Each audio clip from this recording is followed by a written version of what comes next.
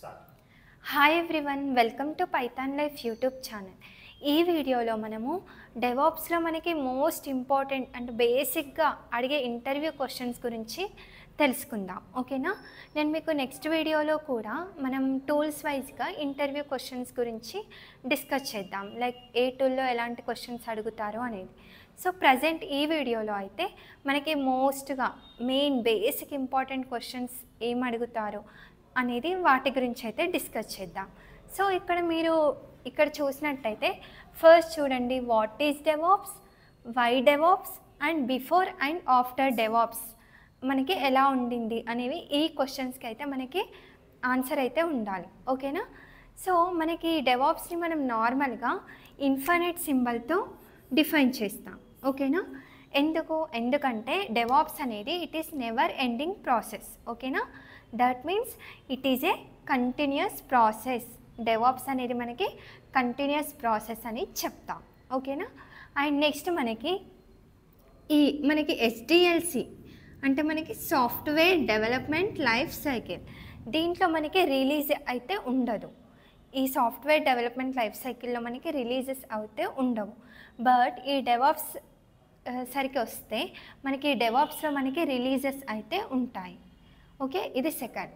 And next one వచ్చేసి మనకి ఆర్గనైజేషన్లో మనకి డెవలప్మెంట్ టీం వాళ్ళకి ఎలాంటి సర్వర్స్ కావాలి అండ్ ఆపరేషన్ టీం వాళ్ళకి ఎలాంటి సర్వర్స్ కావాలి. So each and every server కాన్ఫిగరేషన్ని కూడా చెక్ చేసేది యాజ్ ఏ డెవాప్స్ ఇంజనీర్గా డెవాప్స్ ఇంజనీర్ రెస్పాన్సిబిలిటీ. ఓకేనా? ఈచ్ అండ్ ఎవ్రీ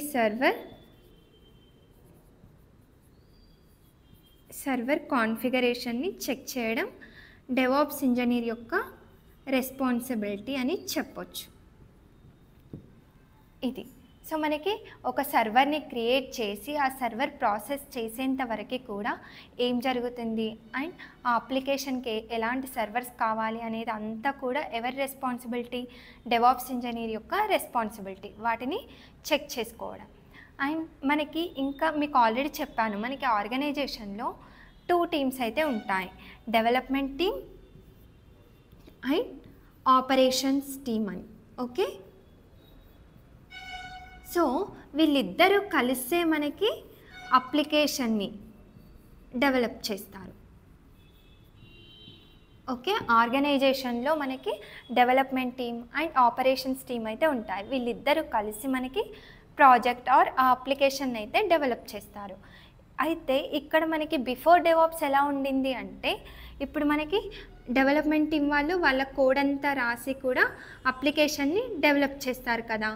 సో అప్పుడు ఓకే, అప్లికేషన్ని డెవలప్ చేశారు, నెక్స్ట్ దాన్ని డిప్లాయ్ చేస్తే ఆపరేషన్ టీం వాళ్ళు టెస్ట్ చేస్తారు.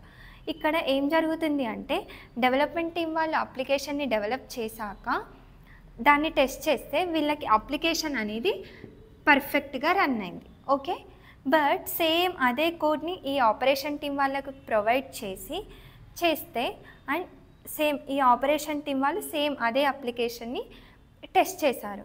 సో అప్పుడు వాళ్ళకి ఆ అప్లికేషన్ అనేది ప్రాపర్గా రన్ అవ్వట్లేదు, అంటే సమ్ బగ్స్ ఆర్ ఎర్రర్స్ అయితే వస్తున్నాయి. సో అప్పుడు వీళ్ళు ఆపరేషన్ టీం వాళ్ళు ఏమంటారు?